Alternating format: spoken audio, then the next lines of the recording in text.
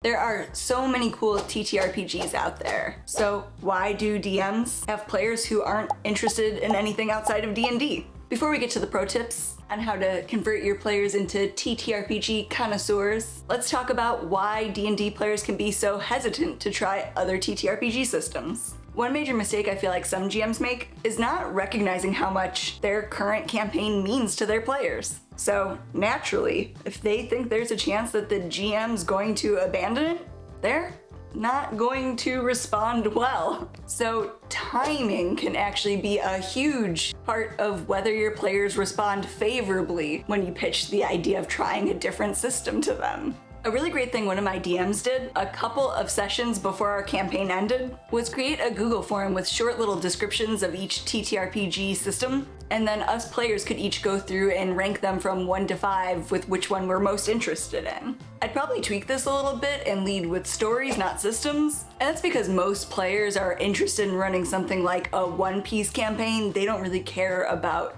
the fact that D&D isn't the best system for all types of campaign ideas. That's very much secondary to them. But you know, your mileage may vary. But if you're in the middle of a long campaign with no end in sight, you don't have to wait eons to try playing something new. Anytime a player cancellation would lead to the session getting postponed, it's a great excuse to run a quick one-shot. That way you can get your group used to a broader range of games without derailing your campaign. Another alternative is picking a secondary night to play on where you get to try out new systems. That way players can feel confident that you're not going to use this as an excuse to abandon the game that they've grown to love. Another extremely common reason that players can be hesitant to pick up another TTRPG is because they felt that learning D&D in the first place was kind of hard. And now they expect all TTRPGs to take that same initial effort to learn. And honestly, I don't blame them.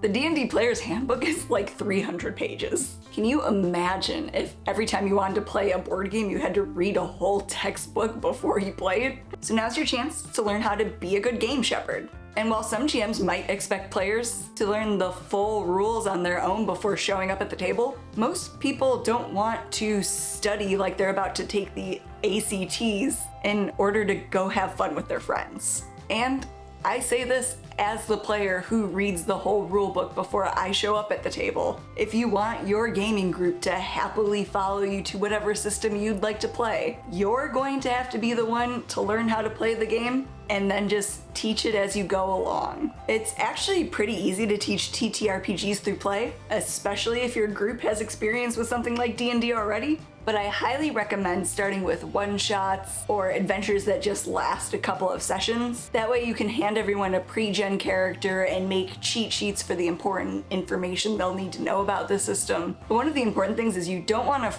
front-load the rules of the game. You'll want to give them a quick tour of their character sheets, but one of the benefits to teaching players how to play new systems is that sometimes it can actually get them to be better about role-playing. Because in order to teach as you go, they'll have to state what they want to do, and then you'll help them figure out the types of roles they need to make or actions they need to use. They won't be accidentally metagaming the way they do with D&D because they won't know what to expect from you or this new system. But this allows you to bring up and teach a rule as it becomes relevant. And that is a much more enjoyable experience as a player, which is then much more likely to make them excited to branch out into future games. And a quick extra bonus note, if your players are nervous about not having something like D&D Beyond, like some sort of app to help them keep track of everything, I'd maybe focus on trying games that have companion apps like Mothership or Lancer do, or starting with games that don't really require as much tracking of things so that they don't get overwhelmed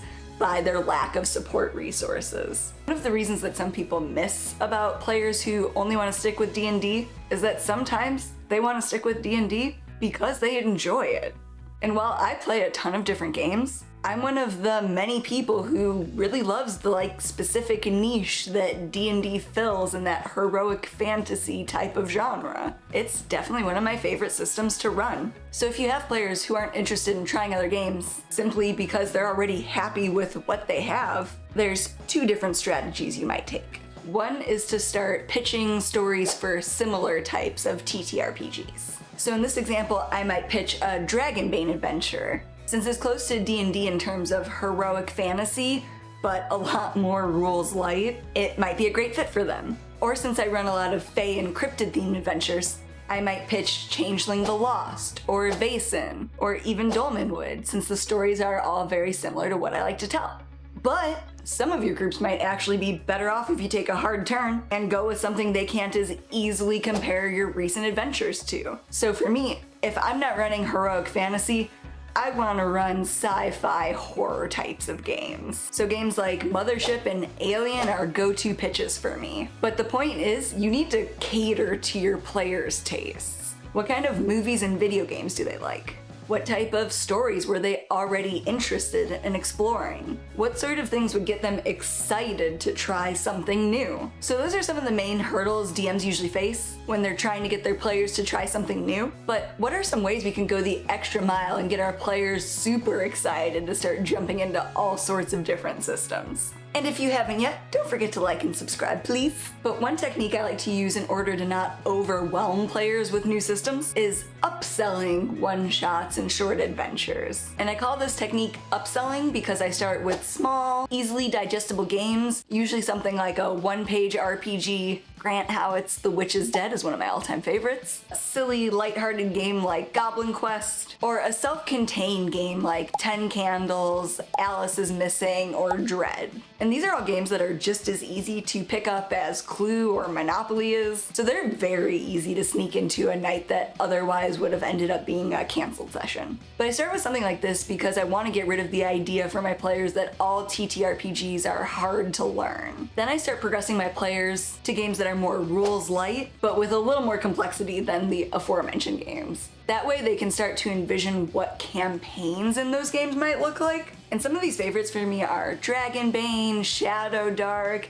any of the Borgs probably. I've only played Morkborg so far. Monster of the Week is a really good one for this type of thing. And your idea of rules light might differ, so your mileage may vary. Make sure to vet your own games. But the final step of this, after you get them hooked on some of these rules light games, is to then start running long adventures, mini campaigns in the systems you're most interested in running. So you'll want adventures that are about 2 to 4 sessions. That way it's a low enough commitment that players won't get nervous about it, but it'll now also give them that chance to make their characters and get deeper into the rule systems of these games. That way they can get their confidence up about them. Another easy way to get players interested in, or at least aware of other systems, is to drip feed mechanics into games. If there's a cool mechanic from a game you're really interested in running, see if you can fit it in a D&D session. My players are definitely used to me going, hey, what if we tried combat this way today? Or what if you guys built your next set of characters like this? And usually they want to know more about the system by the end of that session. So it's a really good way to just plant little seeds that can turn into big enthusiastic TTRPG flowers someday. The most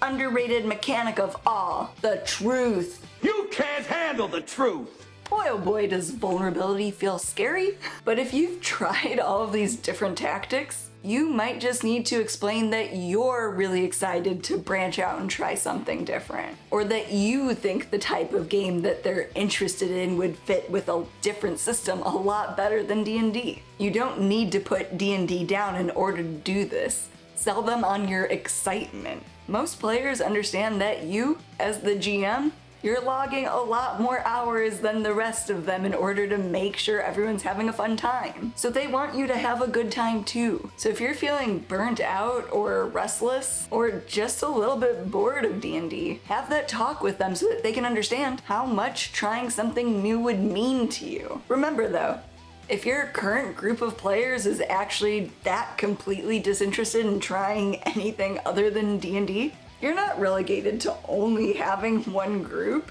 TTRPG groups are not a monogamous sort of situation, so don't be afraid to branch out. There are so many people out there who love to play all sorts of things, and you can find them in so many places.